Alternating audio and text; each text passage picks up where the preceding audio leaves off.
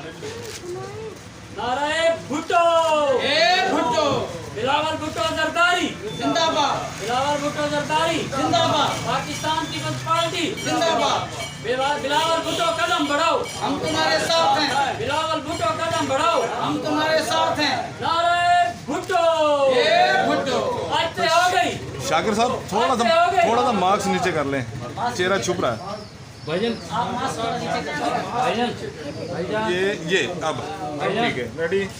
थोड़ा सा आप उससे आगे हो। ये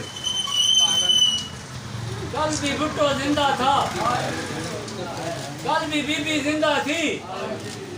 बिलावल भुट्टो जरदारी, पाकिस्तान पीपल्स पार्टी, पाकिस्तान पीपल्स पार्टी के कारकुन जिंदाबाद। थोड़ा तो पीछे आ जाओ।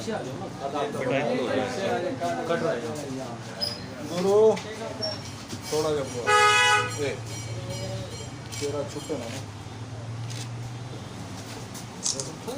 एक कदम पीछे आ जाओ जी। चुपता ही चुप रहा है तो भाई।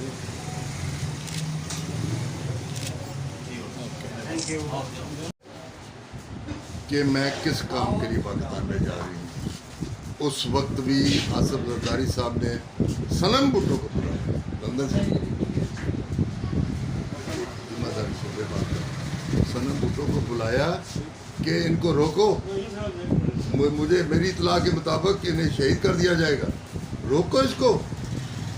लेकिन वो ये भुट्टो ख़ानदान का जो एक विरसा है, खासा है, उसको कौन छोड़ता है? वो नहीं छोड़ते।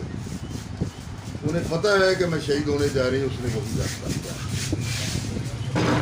18 अक्टूबर को हमें बाल किया गया कराची में, 152 शहीद करके और 552 जख्मी करके।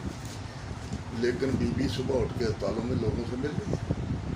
हमारे शहर में भी दलमीर राव क्या था, सारे काफी लोग राव साजिद सारे लोग में भी नया साल हो गया। 2023 में 24 या 25 सितंबर को इलेक्शन होंगे, 21 सितंबर को 35 साल पूरे हो जाएंगे।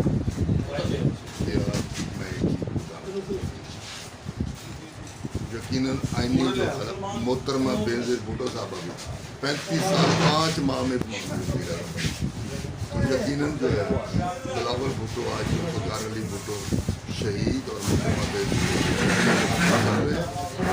और कोशिश भी होगी कि मोहतरमा बेनज़ीर भुट्टो के ये फर्जंद जो कि उसके मिशन की तकमील के लिए आगे बढ़ रहे हैं, हम इनको मजबूत करें, इनको ताकतवर बनाएं और इनको करिया गली पूछे में लेकर जाएं, ताकि हम जो फ़ख़र अली भुट्टो के छोड़े हुए मिशन को और मोहतरमा बेनज़ीर भुट्टो के पूरे मिशन को पूरा कर सकें।